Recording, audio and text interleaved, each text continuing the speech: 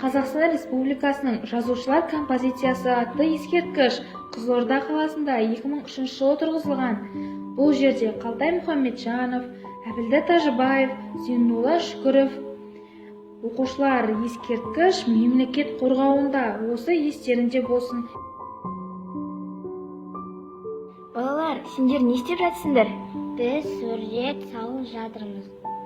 Бұлай жасауға болмайды. Тарихи және мәдениет өзге де ғимараттарды жазулармен, суреттермен бүлдіруге болмайды.